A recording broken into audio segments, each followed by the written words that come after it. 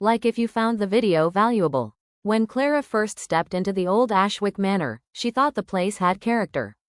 The walls were tall and painted in faded gold, the chandeliers hung with dust, and the air smelled of mothballs and forgotten winters. She rented it cheap, just until she could find something better. But it was the wallpaper that unsettled her the most.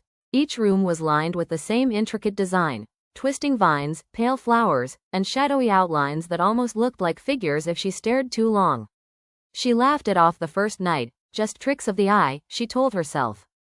Old patterns played tricks on tired minds. The first week was quiet.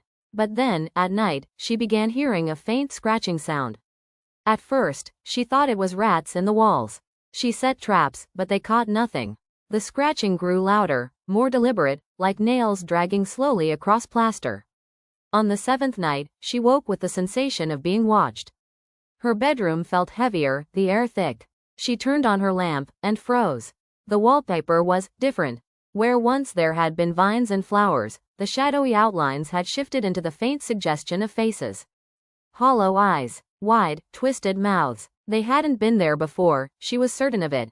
Clara tried to laugh again, but her throat was dry. She slept with the light on. By morning, the patterns looked normal again. She blamed the half-sleep, the shadows cast by the lamp. But the next night, the faces were closer. Clearer. One evening, as she brushed her teeth, she glanced into the bathroom mirror and saw movement in the wallpaper behind her. She spun around, but nothing stirred.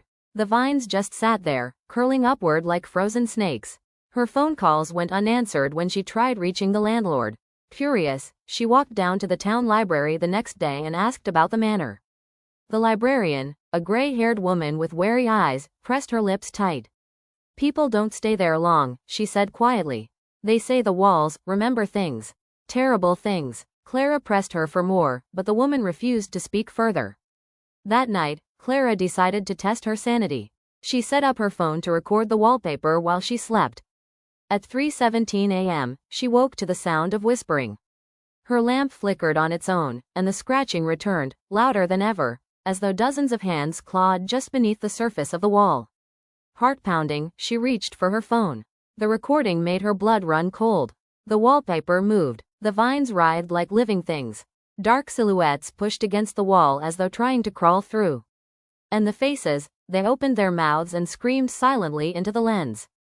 Clara dropped the phone. Her breath came in ragged bursts as the whispers grew clearer, words she could almost understand. Let us out. Let us out. She grabbed her keys and ran. But when she opened her bedroom door, the hallway stretched impossibly long, lined with wallpaper from floor to ceiling. No windows, no exits, just an endless corridor of writhing shadows. She screamed and bolted down the hall, but the faces followed her, pressing outward, their mouths open wide. She slammed her fists against the walls, peeling paper away, only to reveal blackened hands reaching from underneath, clutching at her wrists. Clara's last scream was swallowed by the wallpaper. The next morning, Ashwick Manor stood silent again. The wallpaper hung still, vines curling peacefully as though they had never moved.